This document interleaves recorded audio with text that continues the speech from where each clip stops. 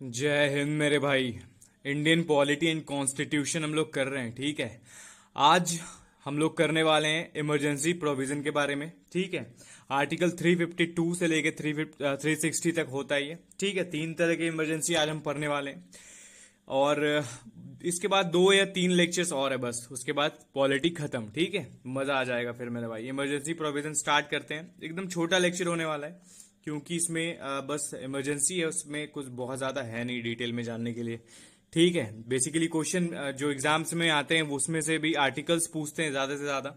अगर तुम सीडीएस वगैरह का प्रिपेयर कर रहे हो तो तुम थोड़ा डिटेल में एग्जाम में पूछा जाता है, तो हम सब वो देखेंगे अभी, ठीक है।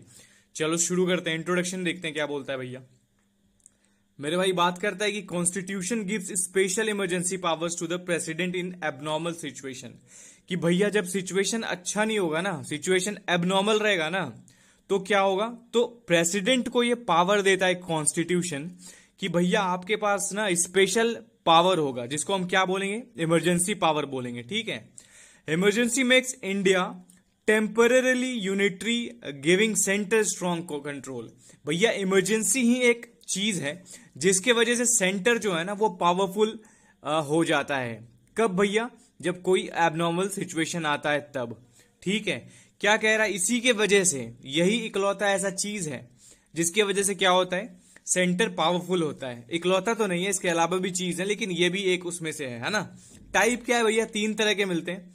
तो नेशनल जो कि आर्टिकल 352 में है, स्टेट या उसी को प्रेसिडेंट रूल बोलते हैं जो आर्टिकल 356 में है, और फाइनेंशियल इमरजेंसी जो कि 360 में है मेरे भाई। आर्टिकल्स ध्यान रखना बहुत इंपॉर्टेंट है। अब देखते हैं कब और कहां कैसे चीजें होती है। नेशनल इमरजेंसी आर्टिकल 352 तो कहता है भैया डिक्लेयर कब होगा, डिक्लेयर तब होगा मेरे भाई जब थ्रेट होगा, किसको, इंडिया के सिक्योरिटी को। कैसे भैया, तो वॉर से, या फिर एक्सटर्नल एग्रेशन से, या फिर आर्म्ड रेबिलियन से। मतलब भैया कि मान लो कहीं वॉर होने वाला है जो कि कहां असर करने वाला है, अपने इंडिया पे, तो उस केस में लगाया जा सकता है। या एक्सटर्नल कोई एग्रेशन होता है जिसका प्रभाव इंडिया पे आएगा, उस केस में लगाया जा सकता है। या फिर आर्म फोर्सेज जो है, आर्म फोर्सेज अगर रेबल हो जाए, मतलब अगर वही लोग अगेंस्ट हो जाए गवर्नमेंट के, तो हो सकता है। Earlier internal disturbance change bye 44th amendment 1978। पहले जो था ना, ये इंटरनल डिस्टर्बेंस के कारण भी इसमें लगती थी, ठीक है। पहले ये था, अब ये चेंज कर दिया गया, ठीक है। किससे भैया, तो 44th कॉन्स्टिट्यूशनल अमेंडमेंट एक्ट 1978 से, ठीक है। प्रोसीजर क्या है भैया, होगा कैसे, कैसे लगेगा, तो प्रेसिडेंट इशू करेगा एक प्रोक्लेमेशन, रिटन एडवाइस होगा वो यूनियन कैबिनेट के लिए, ठीक है। इसको अप्रूव किया जाएगा दोनों हाउस के द्वारा 1 मंथ के अंदर स्पेशल मेजोरिटी से, ठीक है।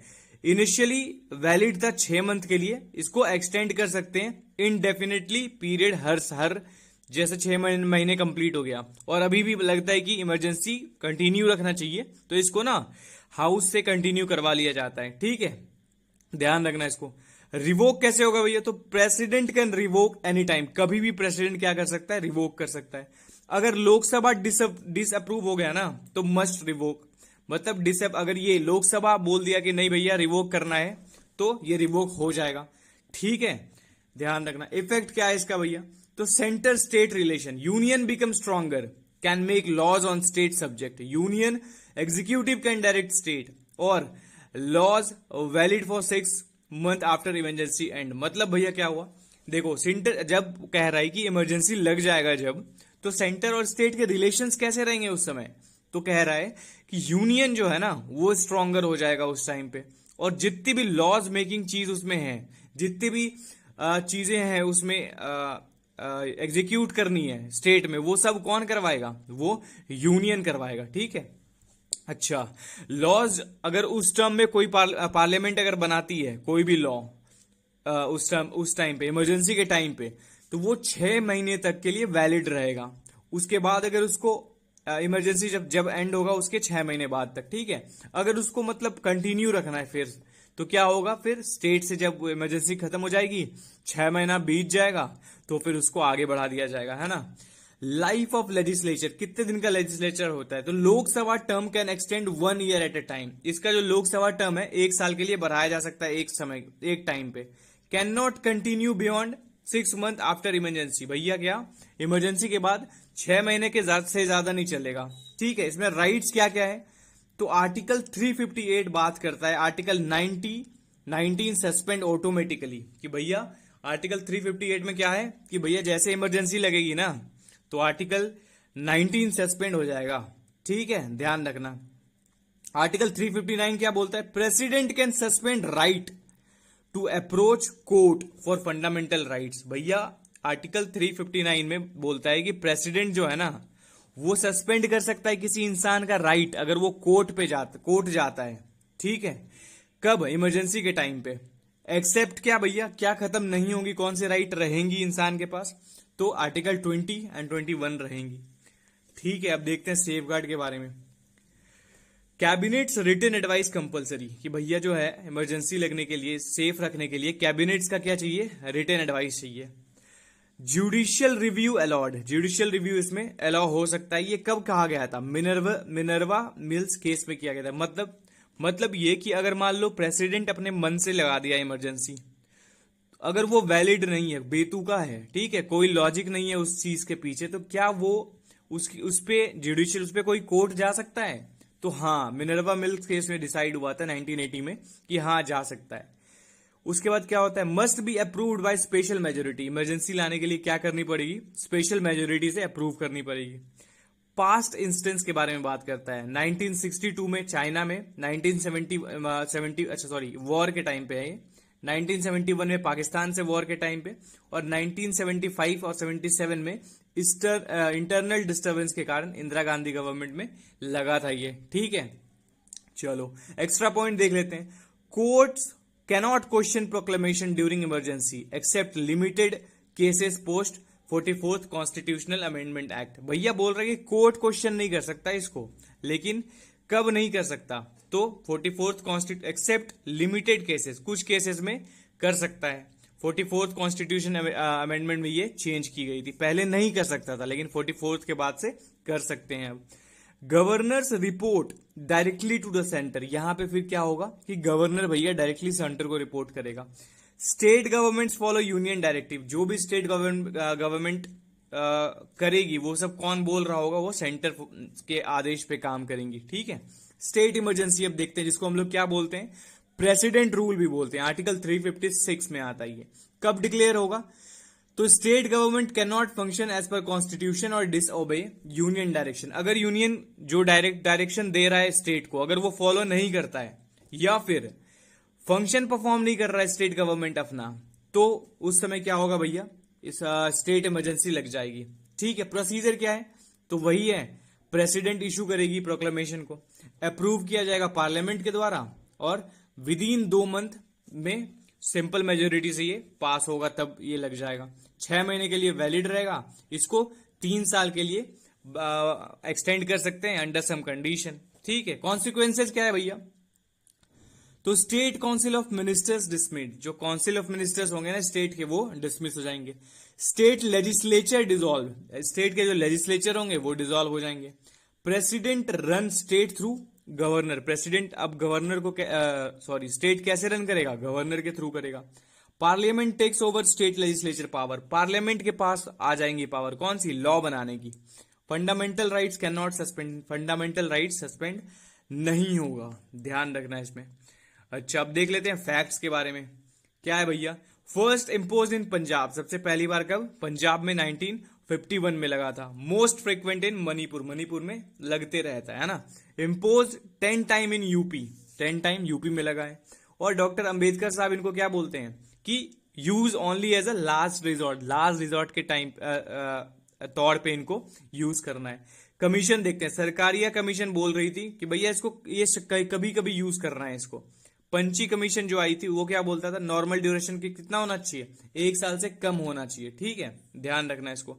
एक्स्ट्रा पॉइंट देखते हैं, supreme court can review misuse, अगर कोई मिसयूज होता है तो सुप्रीम कोर्ट उसको रिव्यू कर सकता है। ये एसआर बोमई के जो 1994 में हुआ था उसमें बताया गया था। रीजन क्या है भैया, breakdown of constitutional machinery, failure of law and order, non compliance with constitution. कि भैया अगर कॉन्स्टिट्यूशनल मशीनरी फेलियर हो जाती है ना, या फिर सॉरी ब्रेकडाउन हो जाती है ना, या फिर फेल हो जाता है लॉ ऑर्डर, तो फिर लग सकता है। या फिर कॉन्स्टिट्यूशन के हिसाब से अगर नहीं चल रहा है स्टेट तो फिर लग सकता है। ठीक है, अब आता है फाइनेंशियल इमरजेंसी जो कि आर्टिकल 360 में है। ठीक है, इकलौती इमरजेंसी है जो अभी तक हमारे इंडिया में नहीं लगी है। ठीक है, कब डिक्लेयर होगा भैया? जब फाइनेंशियल स्टेबिलिटी और क्रेडिट ऑफ इंडिया डेंजर में होगा। भैया फाइनेंशियल स्टेबिलिटी नहीं होगा तब लगेगा। जैसे मान लो बहुत ज्यादा फेमिनिन आ गया, मतलब भूखमरी टाइप की चीजें आ गई है ना, खाने को नहीं मिल रहा है, तो ये सब चीज, और गवर्नमेंट के पास पैसा नहीं है तब लग सकती है ना।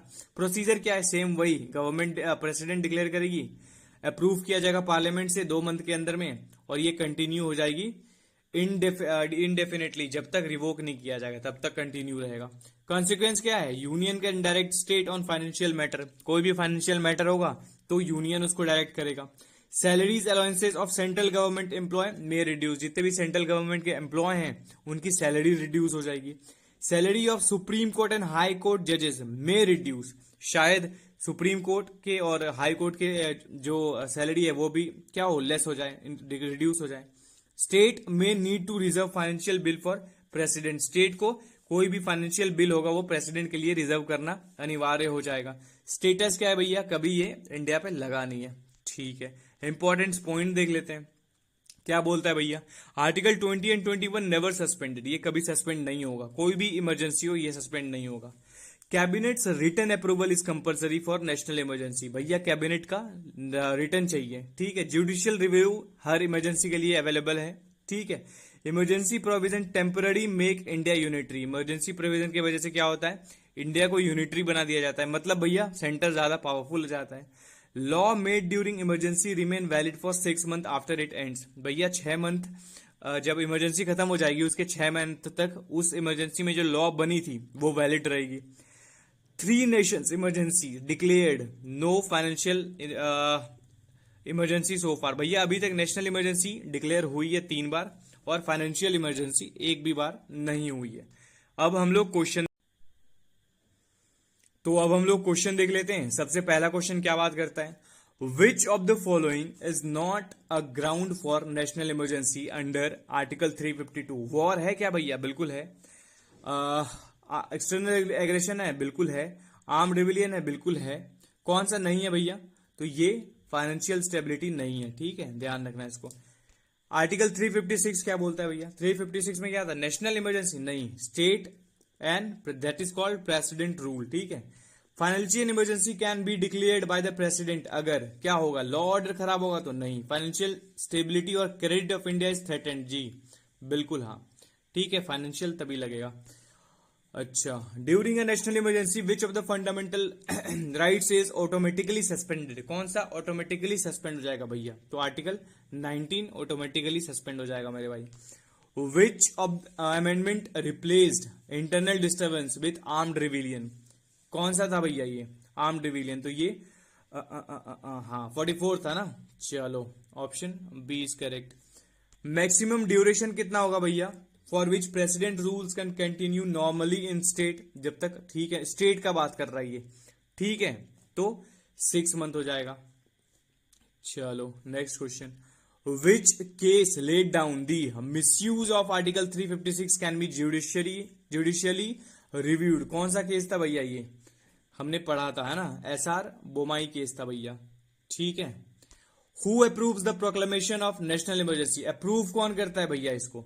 तो ये कौन करते हैं? ये दोनों हाउस मिलके करते हैं। ठीक है, during financial emergency salary of which of the following can be reduce? State government employ के फाइनेंशियल इमरजेंसी के टाइम पे, ठीक है, सुप्रीम कोर्ट के या मेंबर्स ऑफ पार्लियामेंट के, तो क्या बोल रहे हैं? कैन बी रिड्यूस, तो सुप्रीम कोर्ट के और जज के। ठीक है, ध्यान रखना। Which emergency has never been impose? तो ये फाइनेंशियल इमरजेंसी अभी तक नहीं लगी है और नेशनल 3 बार लगी है। ठीक है, अगला क्या है भैया? Extension of Lok Sabha term during national emergency is allowed for? कितने टर्म के लिए अलाउ है भैया ये? तो 1 साल के लिए 1 बार में। ठीक है, ध्यान रखना। Which article ensures that article 20 and 21 cannot be suspended during emergency? कौन सा आर्टिकल ये इंश्योर करता है भैया? तो ये करता है मेरे भाई आर्टिकल 359, ठीक है, option D. Who can advise the president to declare national emergency? भैया कौन एडवाइस करेगा प्रेसिडेंट को? तो ये और कोई नहीं, हमारे कौन करेंगे? यूनियन कैबिनेट करेंगे, ठीक है, ध्यान रखना इसको। क्वेश्चन नंबर 14 क्या कहता है? Which commission recommended the article 356 should be use sparingly? भैया कौन था ये थे सरकारिया कमीशन साहब, है ना, सरकारिया साहब। लास्ट क्वेश्चन क्या बोलता है? During president rule the state legislature is, क्या हो जाएगा भैया स्टेट लेजिस्लेचर? इसका आंसर तुम बताओगे कमेंट सेक्शन में, बताना क्या होगा आंसर, ठीक है। ये तुम्हारे आंसर कीज है, पीडीएफ उठा लो जाके सवाल से सिलेक्शन से, ठीक है। टेलीग्राम का चैनल है मेरे भाई, फॉलो कर रहे हो इतना तो थैंक यू यार, बने रहो और मजा आएगा करने में, ठीक है। मिलके करते हैं ताकि एग्जाम जो भी हो आगे वो सब मिलके फोड़ेंगे, है ना। चलो ध्यान रखो, ख्याल रखो अपना। थैंक यू एंड जय हिंद मेरे भाई।